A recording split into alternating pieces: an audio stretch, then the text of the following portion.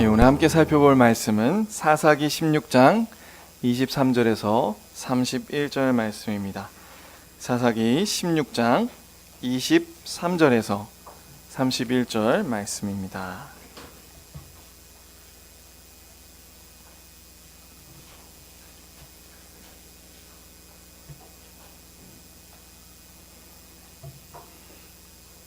교독하겠습니다. 블레셋 사람의 방백들이 이르되 우리의 신이 우리 원수 삼손을 우리 손에 넘겨주었다 하고 다 모여 그들의 신 다곤에게 큰 제사를 드리고 즐거워하고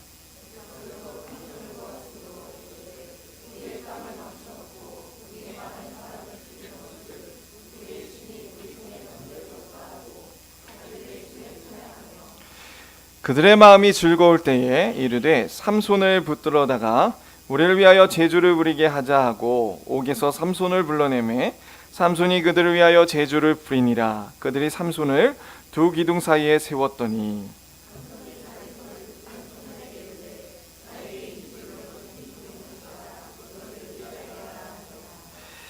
그 집에는 남녀가 가득하니 블레셋 모든 방백들도 거기에 있고 지붕에 있는 남녀 3,000명 가량이라.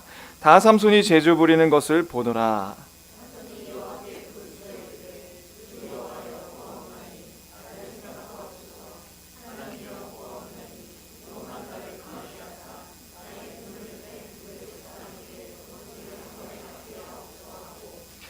삼손이 집을 버틴 두 기둥 가운데 하나는 왼손으로 하나는 오른손으로 껴의지하고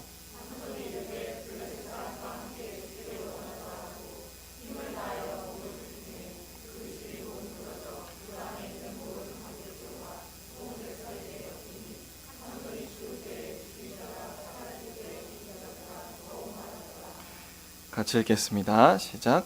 그의 형제와 아버지의 온 집이 다 내려가서 올라가서 소라와 에스타올 사이 그의 아버지 마노아의 장지에 장사하니 삼손이 이스라엘의 사사로 20년 동안 지냈더라. 아멘.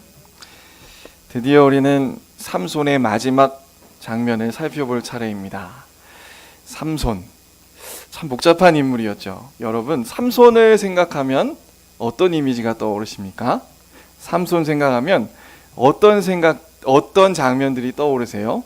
많은 장면들이 있었죠. 예를 들면 여우 꼬리를 묶어서 밭을 태우는 내용도 있었고, 또 블레셋 나귀 턱뼈를 들어서 블레셋 1,000명을 죽이는 그러한 위대한 장면도 있었던 것 같습니다. 그리고 또 참 우리가 가장 부정적으로 볼 수 있는 드릴라에게 빠져서 위험한 관계 속에 잡혀가 눈을 뽑히게 되는 그런 장면들도 있었을 거예요. 그런데 아마도 삼손 하면은 부정적인 이미지가 많이 떠오르실 것 같아요. 많은 분들에게 여쭤보면 역시나 드릴라의 장면을 많이 떠올리면서 삼손의 부정적인 이미지, 삼손이 그렇게 여인에게 팔려서 죄를 짓고 하나님 앞에 반역했던 모습들이 좀 많이 생각나지 않은가 싶습니다.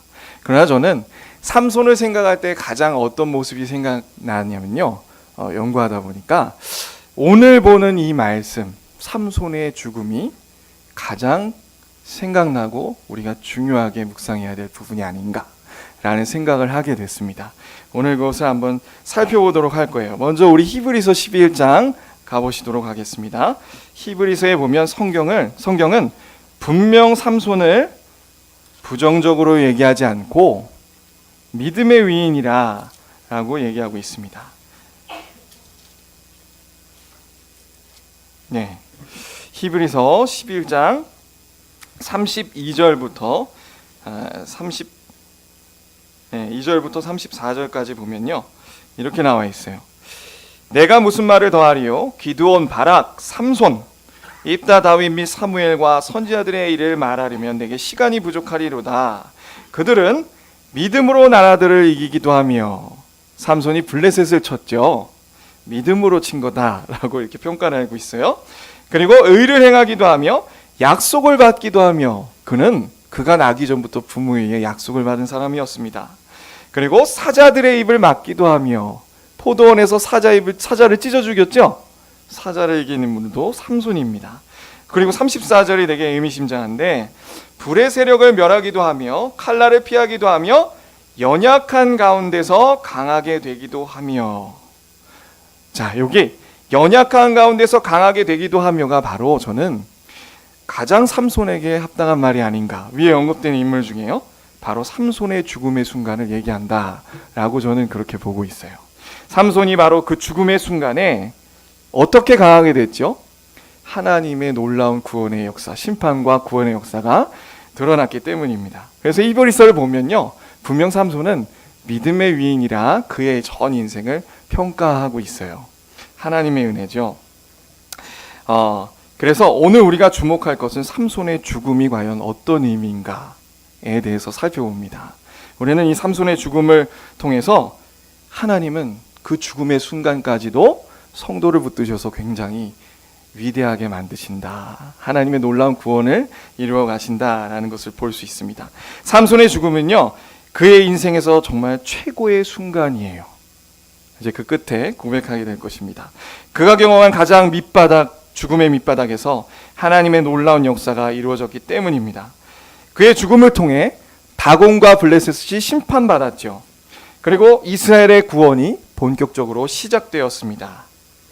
우리는 이러한 삼손의 죽음을 통해서 하나님의 놀라운 구속의 역사를 살펴볼 수 있어요. 이 삼손의 죽음은요, 두 가지의 양면성을 가지고 있습니다. 양면성. 첫째는 어떤 것이냐면요, 인간이 죄로 말미암아 타락해서 마땅히 심판받아야 할 죄인이다 라는 내용을 살펴볼 수 있고요. 또 한편으로는 동시에 죽음을 통한 심판과 하나님의 심판과 구원을 완성하실 그리스도를 바라보게 됩니다. 후자에 오늘 더 강조점이 있어요. 그리스도를 예표하고 있는 그 죽음이요, 특별히 그리스도를 예표하고 있는 것이기 때문에 죽음이 굉장히 의미 있는 것입니다. 자, 그럼 먼저 우리가 삼손의 죽음에 대해서 살펴보겠어요. 죄로 인해 죽어마땅한 인생들이다. 우리가 그 사실을 삼손의 죽음을 통해서 살펴보겠습니다. 삼손의 인생은요, 겉으로 볼 때 실패했어요. 왜냐하면 하나님의 사사로 택함을 받았지만요, 생각해 보세요. 지난 사사들은 다 겉으로 볼 때 성공했어요. 무슨 얘기냐? 이스라엘 백성들이 압제 가운데 놓였을 때요, 그는 전쟁을 일으켜서 이스라엘 백성들을 건져냈어요. 이방의 압제로부터 건져냈단 말이죠. 그런데 사사 삼손은 어땠죠? 건져내지 못했습니다. 그저 많이 죽였을 뿐이에요. 처음으로 압제 가운데서 이스라엘 백성들을 건져내지 못한 사사가 삼손이에요. 그런 면에 있어서 삼손은 실패했어요. 또 겉으로 어떤 면에 있어서 실패했냐면 나시린이었죠. 그는 하나님의 날 때부터 택함받은 나시린이었지만 나시린의 균회도 다 어겼고요, 율법도 밥 먹듯이 어기는 사람이었습니다. 사사 삼손이라면, 사사라면 마땅히 마음으로부터 즐거이 지켰어야 되나, 그것들도 다 하나하나 어긴 것을 우리는 지난번에 살펴봤어요. 그리고 또 여인을 탐하다가 결국에 블레셋에 붙들려 오늘 죽임을 당하는 거죠. 그리고 부모님 입장에서 봤을 때 이 사람은 불효자입니다. 평생 동안 살아가면서 부모님 말씀 안 듣고 바글바글 속을 썩이다가 결국에 부모님보다 먼저 죽은 불효자라고요.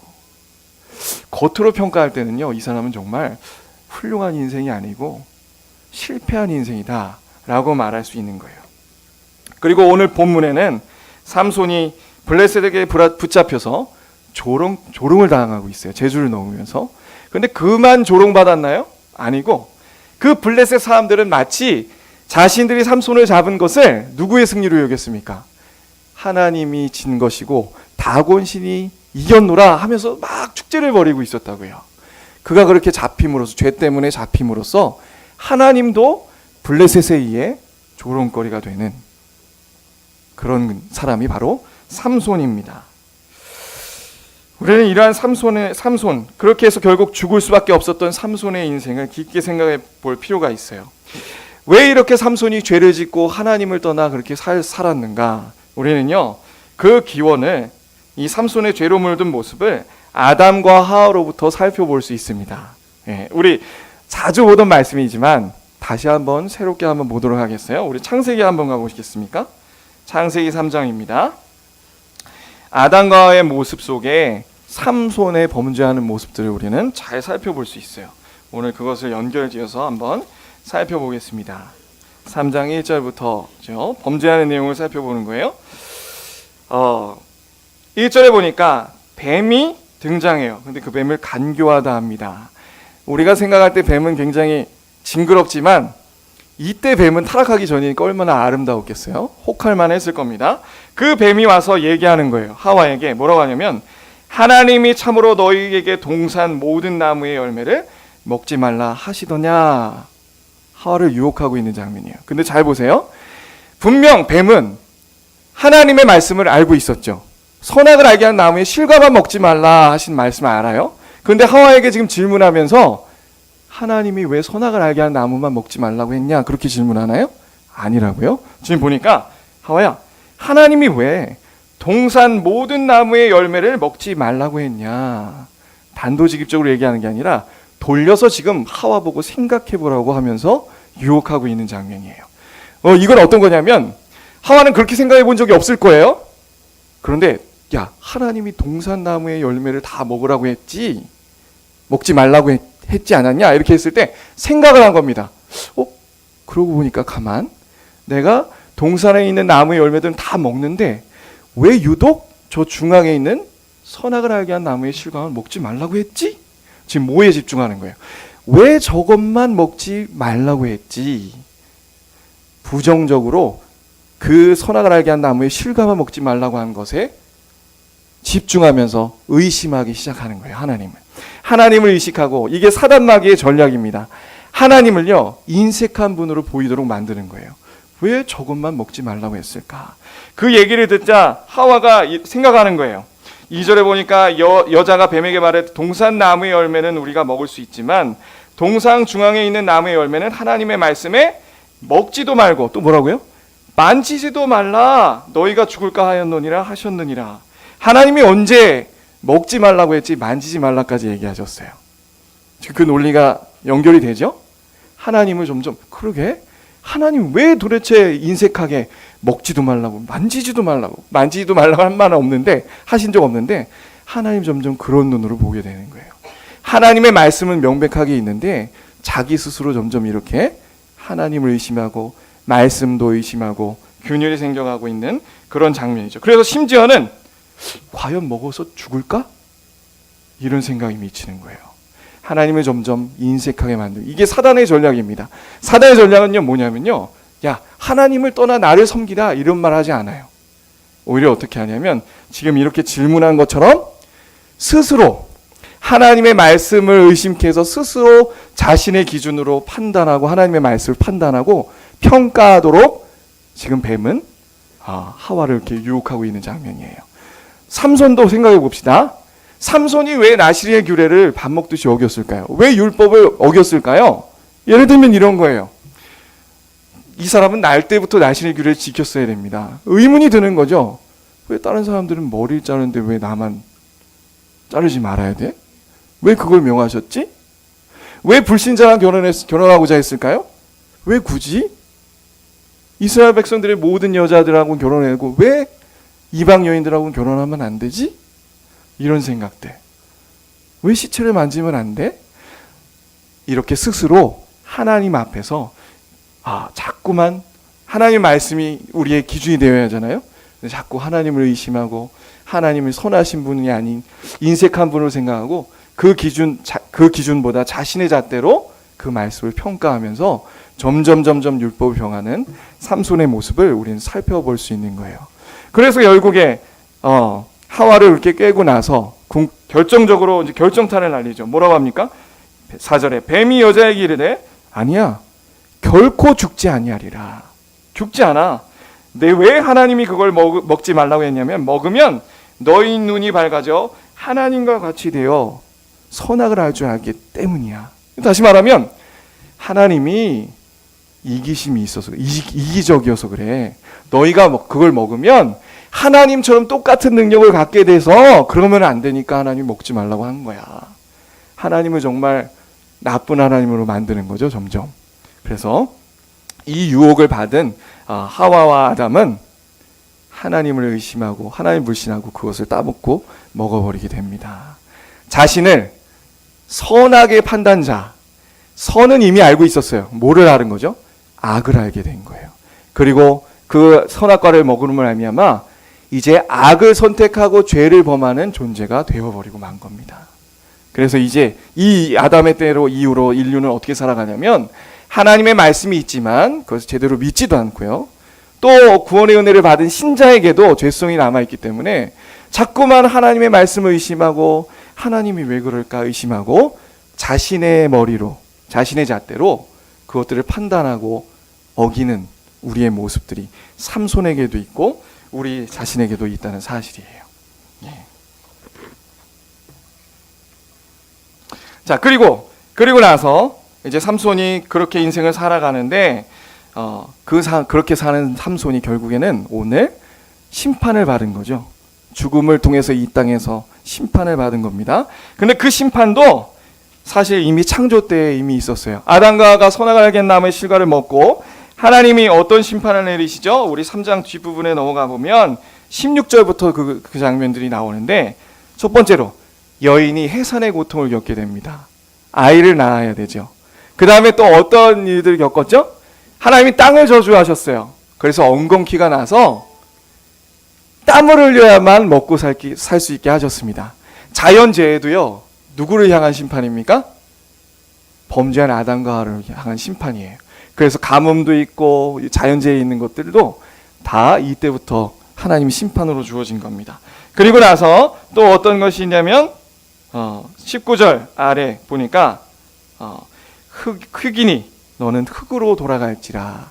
하나님께서 죽음을 명하시고 아담과 하와는 이후로 에덴 동산에서 추방해서 안식을 잃어버렸어요. 그게 바로 죽음이 의미하는 바입니다. 뭘 잃어버렸다고요?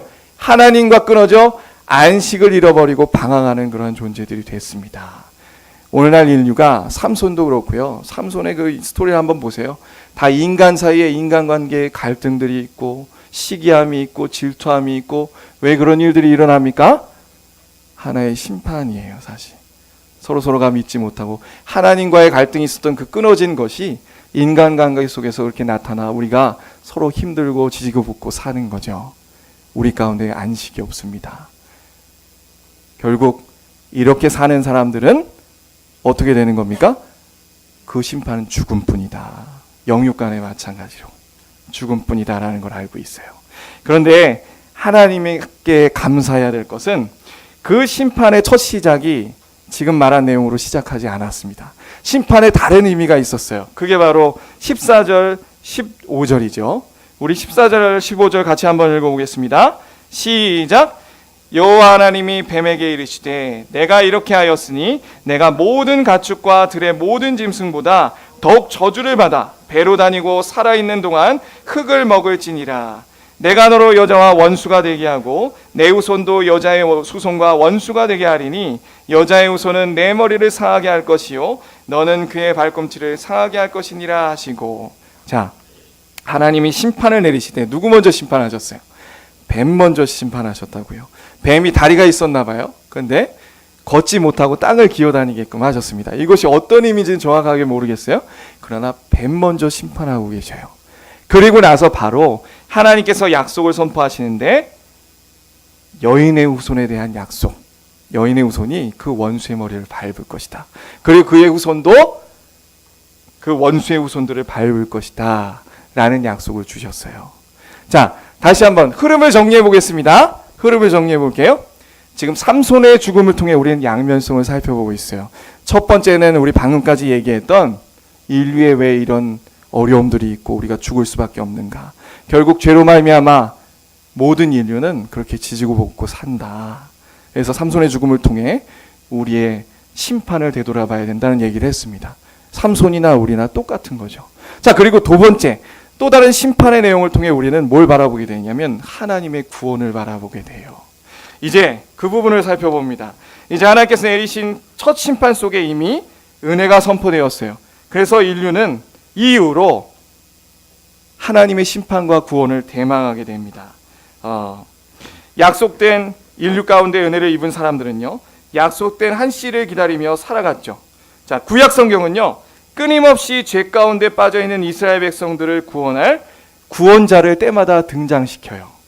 그리고 심판하시고 구원하는 역사를 이끌어 가십니다. 그 인물이 누가 있죠? 대표적인 인물, 모세. 그 다음에 여호수아, 그 다음에 사사시대의 사다들, 그리고 오늘 보는 삼손이 저요정입니다. 삼손은 이 거대한 구속사의 저용점에 있는 사람이에요. 설명 들으면 이제 어떤 말인지 아실 거예요. 이 모두는요 다 그 약속하신 여인의 후손인 예수 그리스도를 예표하고 있어요. 어떻게 예표하고 있나 한번 살펴볼까요? 모세 한번 봅시다. 모세는 태어날 때부터 어떻게 태어났죠? 놀라운 하나의 기사가 있죠. 그 당시에 애굽, 이집트 바로 왕이 2살 이하의 어린아이들을 다 죽여버렸습니다. 마찬가지로 예수님 나실 때 헤롯이 2살 이하의 아이들을 다 죽여버렸죠. 예수 그리스도와 그 출생부터가 같이 시작되고 있습니다. 그리고 출애굽할 때 또 놀라운 일들이 있었죠. 장자를 멸하는 재앙으로부터 어린 양의 피로 구속하는 그 일. 그래서 놀랍게 출애굽하는 것은 바로 예수 그리스도의 십자가로 이어집니다. 그러고 나서 은혜를 구원한 이스라엘 백성들이 광야 생활을 40년 동안 시작하게 돼요. 그런데 그 광야 생활 동안 어떻게 했죠? 그런 은혜를 받았음에도 불구하고 자꾸 삼소처럼 또 우리처럼 죄짓고 넘어지고 하나님 앞에 반역했어요. 그래서 어떨 때는 나 얘네들 다 쓸어버리겠다. 모세한테 도저히 참을 수가 없다. 다 쓸어버리고 모세 너만 남기고 다시 시작해야 되겠다라고 얘기한다고요. 그때 모세가 어떻게 했습니까? 정말 목숨을 걸고 하나님 앞에 이스라엘의 편에 서서 중보합니다. 하나님 앞에 중재합니다. 하나님, 이들을 출애굽시켜서 그 구원의 은혜가 이미 여러 민족들에게 전해졌는데 광야에 나와서 죽여버리면 하나님의 명예가 더럽혀지는 거 아닙니까? 하나님 앞에 중재하는 거예요. 이런 그리스도의 모습을 또 보여주고 있어요. 그리고 나서 결정적으로 불뱀을 통해서 이스라엘 또 범죄하는 이스라엘 백성들을 재앙을 내리셨죠. 그때 하나님께서 모세에게 어떻게 하셨습니까? 뱀을 장대에 달아서 복음 믿는 자마다 구원 얻게 해라. 그게 바로 예수 그리스도의 십자가를 나타내고 있죠. 그래서 모세는 궁극적으로 출애굽한 구원을 시작한 아주 결정적인 예표로 드러나고 있습니다. 듣기 좀 힘드시죠? 조금만 참으시면 돼요. 조금만 참으시면 돼요. 다 연관성이 있어서. 자, 그래서 모세와 같은 선지자를 이스라엘 백성들이 다 기다리게 되죠. 자, 그 다음 여호수아입니다. 여호수아는 어떤 점에서 그리스도와 같을까요? 이스라엘 백성들을요 가나안 땅으로 데리고 가는 거예요. 우리는 이것을 통해서 뭘 할 수 있냐면 우리는 오직 예수 그리스도를 믿음으로써만 구원 얻는구나. 예수 그리스도를 통해서만 구원 얻는구나를 알 수 있죠. 그리고 두 번째, 이게 중요한데요. 또 여호수아의 요점은 뭐냐면요. 이제 여호수아를 필두로 가나안 땅에 들어가기 직전에 하나님과 여호수아의 대화가 나와요. 그러면 전쟁을 치러야 되잖아요. 그럼 하나님이 여호수아에게 뭐라고 말씀하시는 게 상식적입니까? 군사 훈련 열심히 시키고 정말 이 군사 전략을 이렇게 잘 짜가지고 전쟁을 치러라 라고 하실 것 같잖아요. 그런데 하나의 명령을 재차 반복해서 주셔요. 뭐냐면 좌로나 우로나 치우치지 말고 율법을 잘 지켜라. 이렇게 얘기하죠. 이 율법책을 내 입에서 떠나지 말게 하고 그것을 내 마음에 간직해서 묵상해서 그 안에 기록한 대로 다 지켜 행하라 라는 말씀을 재차 주시는 거예요. 우리는 이것을 통해서 뭘 알 수 있냐면 지도자가 먼저 이스라엘을 구원할 그 구원자가 먼저 하나님의 율법을 온전히 마음으로부터 지켜야 된다. 이것도 바로 그리스도를 뜻하는 거죠. 오실 메시아 그리스도는 천국에 우리를 데리고 갈 그리스도는 이 땅에 오셔서 정말 율법을 온전히 순종하시는 분이시다라는 것을 바라보게 하는 거예요. 그래서 이스라엘 백성들이 이스라엘에 들어갔습니다. 이제 드디어 다 왔어요. 그 다음 등장하는 인물들이 뭐죠? 심판과 구원으로서 쓰셨던 인물들, 사사시대 때 사사들이에요. 그래서 때마다 이스라엘 압제 가운데 놓였을 때 하나님이 사사들을 세워서 그 이방 민족의 압제를 치시고 전쟁을 통해 그리고 이스라엘 백성들을 건져내시면 어떻게 됐어요? 그 땅에 안식이 왔던 겁니다. 안식이. 자, 그런데 사사시대에 들어서 조금 이상한 양상이 드러나기 시작해요. 이전 지금까지 살펴봤던 모세나 여호수아에 걸출한 인물들은요, 그래도 하나님 앞에 흠이 별로 없습니다. 특히 여호수아 같은 경우는 정말 흠을 찾아보기 쉽지 않아요. 그런데 사사기에 등장하는 첫 사사부터 삼손에 이르기까지는요, 그 구원자들도 이상한 모습들이 펼쳐져요. 어떻게 펼쳐졌죠? 첫 온예는 그래도 여호수아와 비슷합니다. 흠이 등장하지 않아요.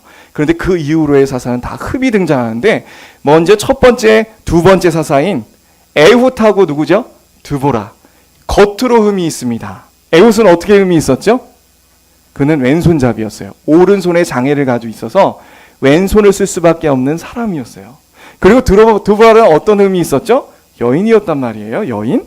당시 상황으로 봤을 때 전쟁에 나가서 싸우고 용맹을 떨쳐야 되는 사람은 남성들이었습니다. 그런데 영적으로 타락한 나머지 남성들이 그렇게 기계를 발휘하지 못해서 하나님이 여인을 쓰셨던 것 같아요. 그래서 여인을 들어서 드보라를 통해 하나님의 구원을 이루셨죠.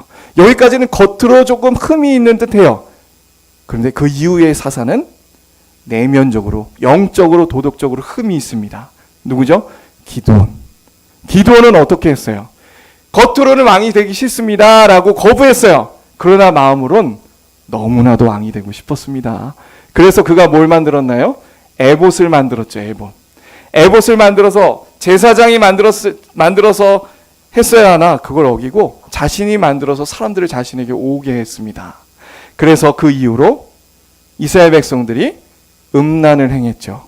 자, 그리고 나서 누가 나옵니까? 누구죠? 입다가 나와요. 입다는 또 어떤 흠이 있었나요? 어떤 흠이 있었냐면 당시 족속들에게, 다른 이방 족속들에게 있었던 그 우상 숭배를 하는 몰렉처럼 자신이 승리하고 돌아왔을 때 처음 나오는 사람들을 제물로 바치겠습니다. 말도 안 되는 어리석은 일을 하죠. 그리고 또 42,000명이나 되는 에브라임 지파 사람들을 진멸하게 됩니다. 지금까지 보시면 사사시대 때부터 등장하는 하나님이 택한 그 구원자들은요, 흠이 있어요. 점점 뒤로 갈수록 어떻게 돼요? 하강곡설을 그리고 마치 이스라엘 백성들과 별 다를 바 없는 그런 사람들로 점점 등장하게 됩니다. 그 마지막 절정이 바로 삼손이에요. 삼손은 하나님께서 택하신 사람이었음에도 불구하고 겉으로 볼 때 이스라엘 백성들과 전혀 다를 바가 없는 그런 사람이었습니다.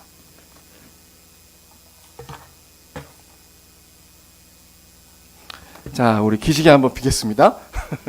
기지개 한번 피겠습니다. 저는 설교 준비하면서 이렇게 얘기하면 굉장히 흥미있을 줄 알았거든요. 그러나 아니군요. 저는 이거 보면서 정말 하나님의 구원의 역사 스토리가 정말 그리스도를 다 바라보게 만드는구나. 너무 좋은 장군했어요.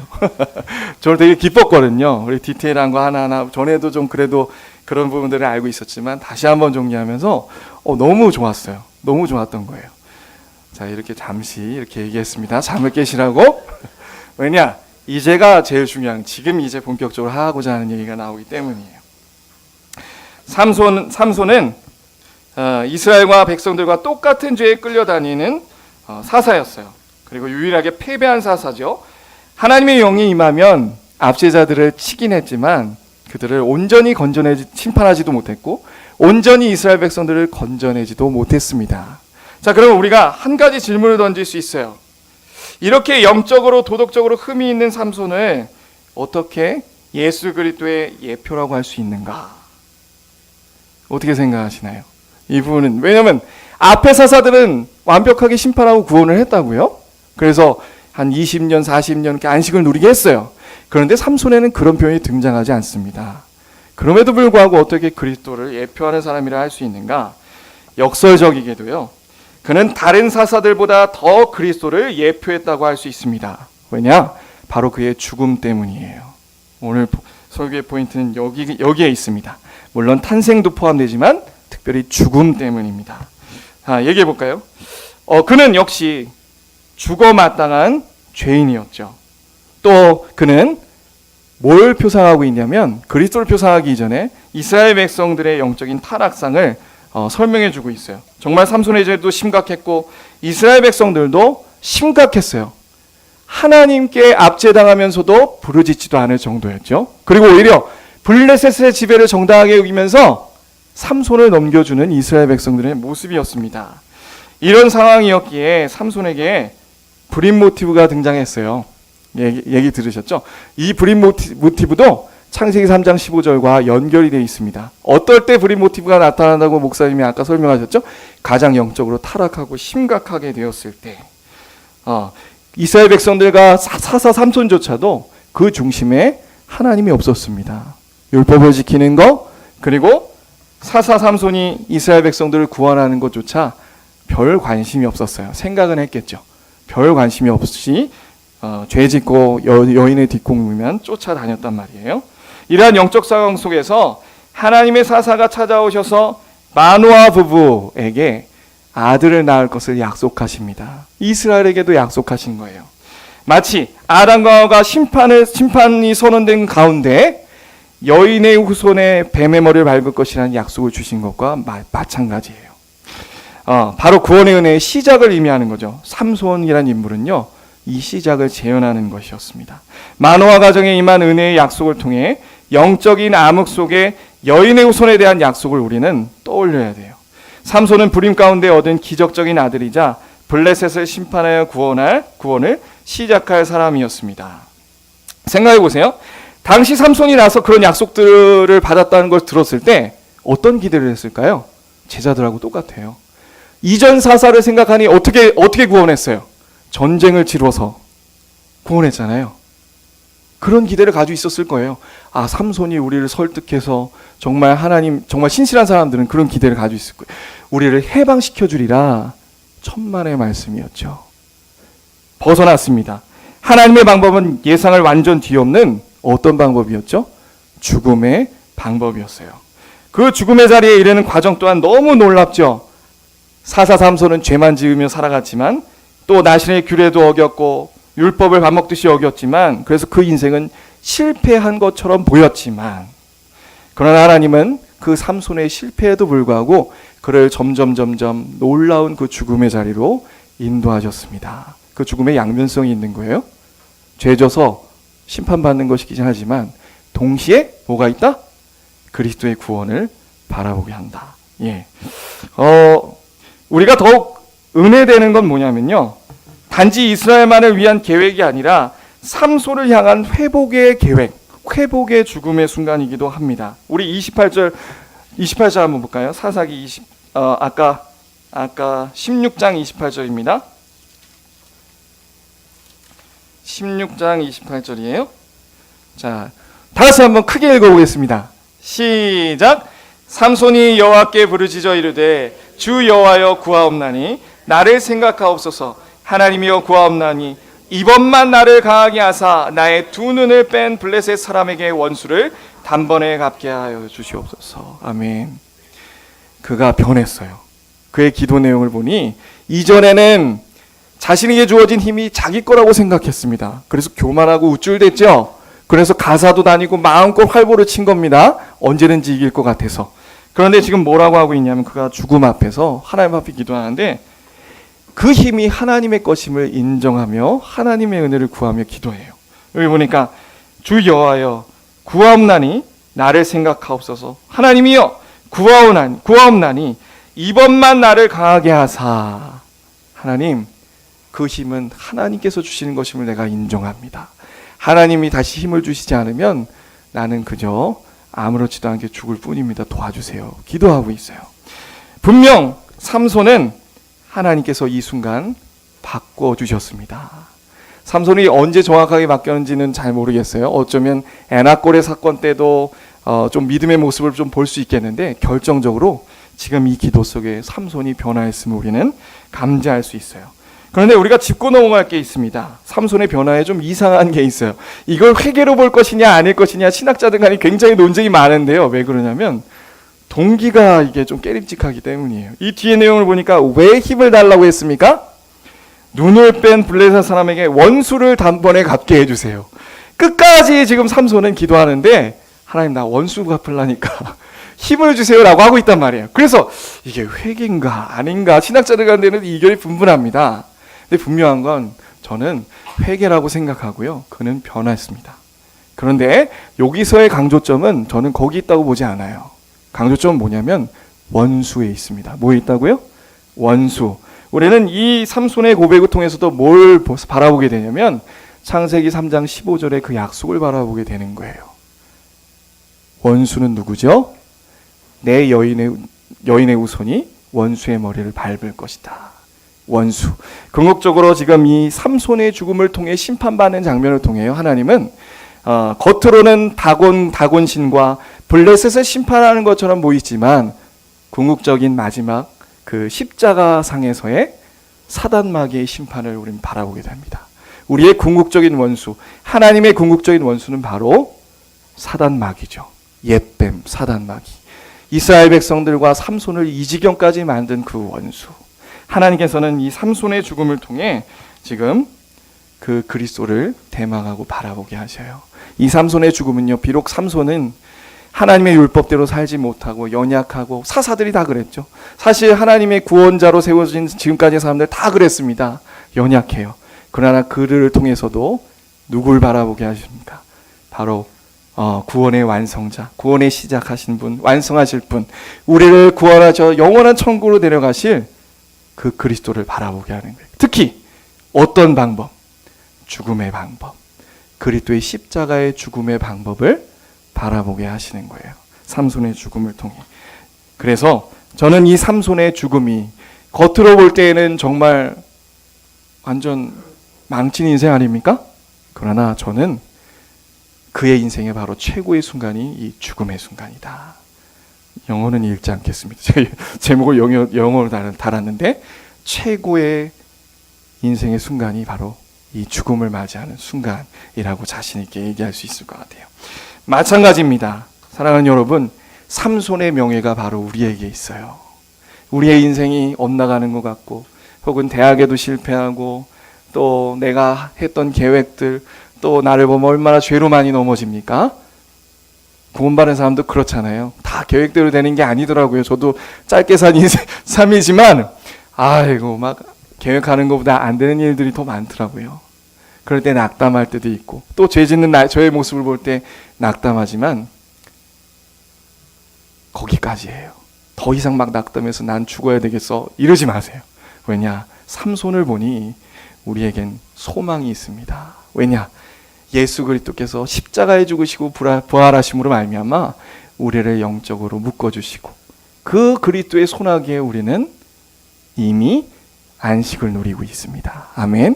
이미 우리는 천상의 예배를 지금 이 순간 드리고 있잖아요. 이게 하나님의 은혜더라고요. 이 믿음이 아니면 우리의 인생은 너무 각박하고 실제 죽음의 고통 가운데 살아가는 것밖에 안 됩니다. 그러나 우리가 믿음의 눈으로 이 삼손의 죽음과 우리의 삶, 죽음이 가득한 우리의 인간관계, 우리의 삶을 볼 때 정말 그리스도를 붙들면 소망이 되는 거예요. 교회가 소망이 된단다. 예수님을 믿어야 한단다. 네. 아멘. 삼손의 이러한 죽음의 역사를 통해 우리는 신앙의 신비를 묵상하게 됩니다. 절대 구원은 우리에게 달린 일이 아니고요.